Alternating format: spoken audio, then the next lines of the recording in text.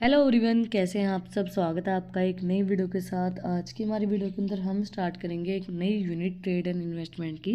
Unit third हमारी जो पिछली वीडियो थी उसके अंदर हमने यूनिट सेकंड को कंप्लीट किया है, जिसके अंदर हमने किया है कि इंटरनेशनल ट्रेड लॉ, बैरियर्स, उनकी थ्योरीज, उनके डॉक्यूमेंटेशन, वो सब कवर किया है। अगर आपने वो वीडियोज़ नहीं देखी हैं तो उसकी लिंक डिस्क्रिप्शन में है, आप लोग जाके चेक कर सकते हैं। और अगर आप चैनल पे नए हैं तो सबसे पहले चैनल को जाके सब्सक्राइब करें, बेल आइकन प्रेस करें फॉर न्यू अपडेट्स। तो हम स्टार्ट करते हैं अब हमारी नई unit investment SEBI NSE BSE capital market.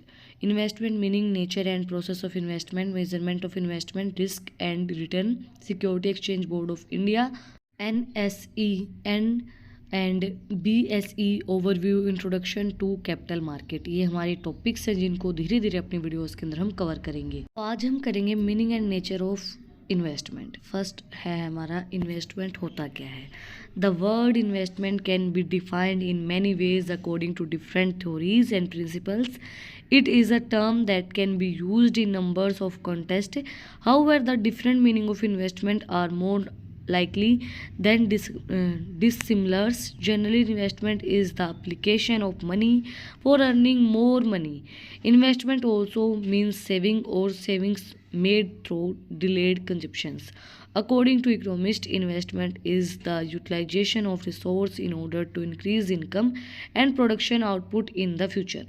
Investment का मतलब होता क्या है। देखो, हम इन्वेस्टमेंट को बहुत से तरीके से डिफाइन कर सकते हैं। अगर हम अपने नॉर्मल वे में लें कि इन्वेस्टमेंट का मतलब क्या होता है, तो इन्वेस्टमेंट का मतलब होता है हम कोई भी चीज़ को सेव करके रखें अपने फ्यूचर के लिए, फ्यूचर में चीज़ों को इस्तेमाल करने के लिए। मतलब कि वो चीज़ हमें फ्यूचर के अंदर काम आएगी। मतलब हम उसको इन्वेस्ट कर रहे हैं और हमने अपना पैसा लगा दिया और वो हमें फ्यूचर में इंटरेस्ट देगी, फ्यूचर में वो चीज़ काम आएगी। जैसे हम FD करवाते हैं, FD हम जैसे 5 साल की करवा देते हैं, 10 साल की करवा देते हैं, हम थोड़ा थोड़ा पैसा उसके अंदर देते रहते हैं, वो हमारी इन्वेस्टमेंट होती रहती है और हमें फ्यूचर में काम आती है। हम इन्वेस्टमेंट करते हैं गोल्ड के अंदर।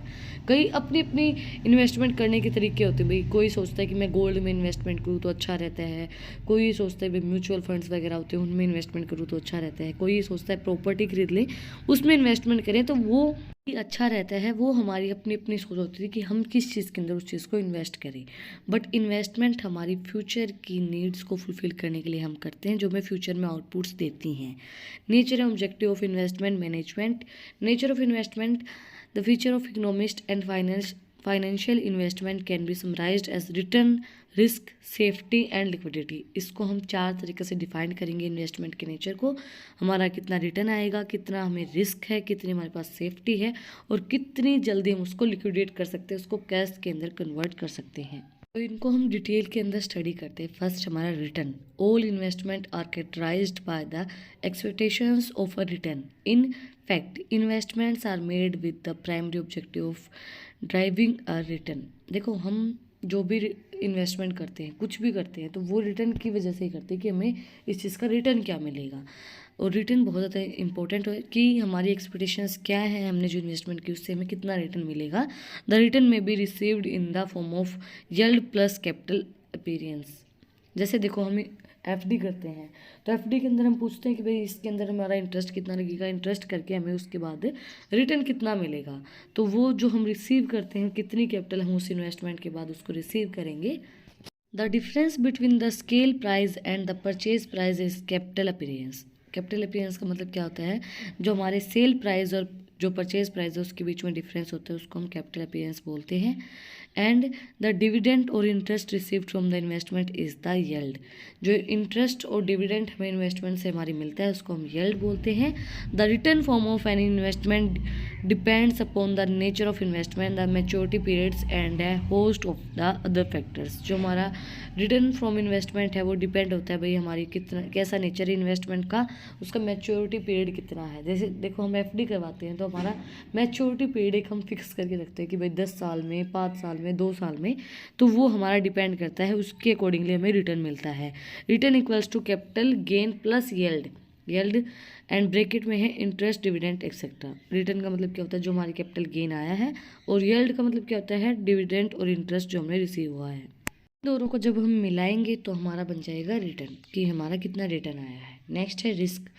Risk refers to the loss of principal amount of an investment. Risk होता है जो हमारा प्रिंसिपल अमाउंट मतलब लॉस हो जाए हमारा। It is one of the major characteristics of an investment. The risk depend on the following factor. Risk किसके ऊपर डिपेंड होता है? The investment maturity period is longer, in the case investor will be take larger risk. देखो अगर हमारा maturity period ज़्यादा है तो अगर मतलब हमें नहीं पता कि अगला इंसान कैसा है क्या नहीं है, और कई बार जैसे बैंक करप्ट हो जाते हैं। बैंक की अगर हमने इन्वेस्टमेंट कर रखी है कहीं पे, या किसी इंसान के पास कर रखी है, कहीं कोई कंपनी के अंदर कर रखी है, और हमारा मैच्योरिटी पीरियड ज़्यादा है, तो उसके अंदर भी बहुत ज़्यादा रिस्क होता है। हमें नहीं पता है कि हमें पैसा मिलेगा नहीं मिलेगा। गवर्नमेंट और semi government bodies are issuing security which have a less risk. अगर हमारी गवर्नमेंट है कोई भी चीज़, गवर्नमेंट के अंदर हम कोई इन्वेस्टमेंट करते हैं तो उसके अंदर हमें कुछ कम रिस्क होता है।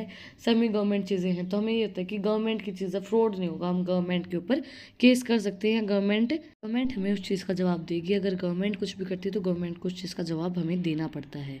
In the case of the debt instruments और fixed deposits the risk of the above investment is less due to their secured and fixed interest payables on them for instance debentures.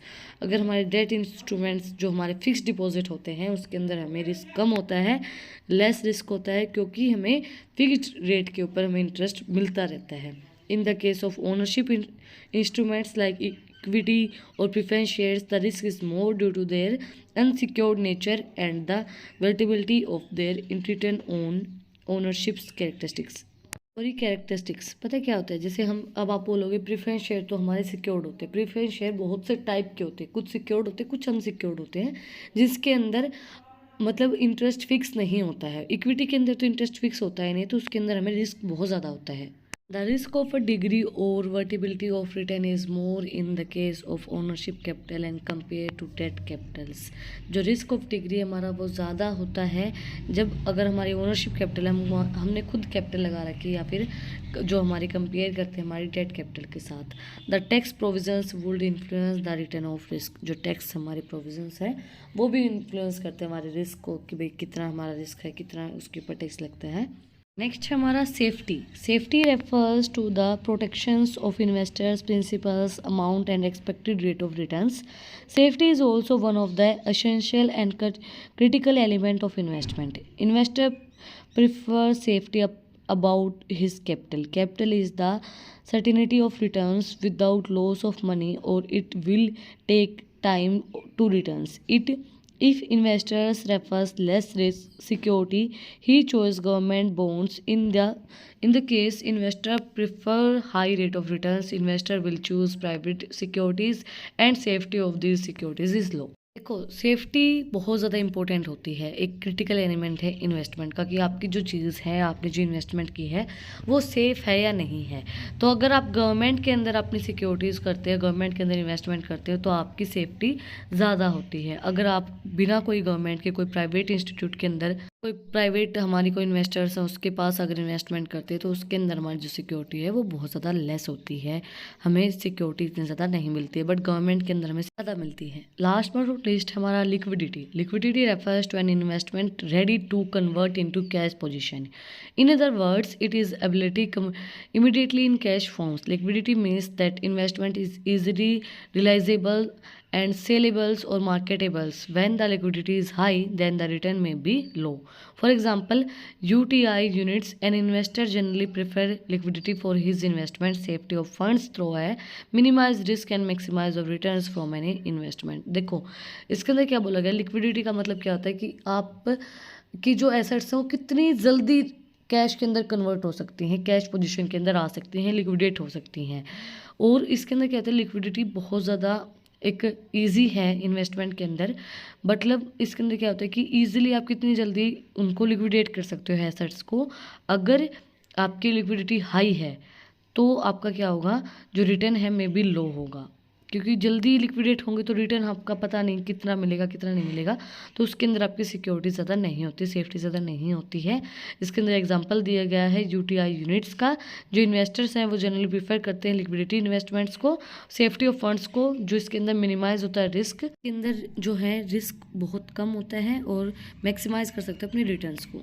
के साथ आज का जो हमारा topic है वो complete हो गया है, nature and meaning of investment. अगर आपको आज की वीडियो पसंद आई तो आप लोग को पता ही क्या करना है, कमेंट सेक्शन में मुझे बताना है कि आपको वीडियो कैसी लगी। कोई भी डाउट है तो वो भी आप लोग कमेंट सेक्शन में मुझसे पूछ सकते हैं। और अगर आपको इन टॉपिक्स की PDF चाहिए तो टेलीग्राम चैनल का लिंक भी डिस्क्रिप्शन में है, आप उसको जाके सब्सक्राइब कर सकते हैं। और भी इंटरेस्टिंग रील्स को देखने के लिए, कुछ थोड़ा बहुत मेरे बारे में जानने के लिए आप लोग मुझे इंस्टाग्राम पे फॉलो कर सकते हैं, उसका लिंक भी डिस्क्रिप्शन में है। फिर मिलते हैं एक नई वीडियो के साथ, एक नए टॉपिक के साथ। Like share and subscribe. Thank you for watching my video.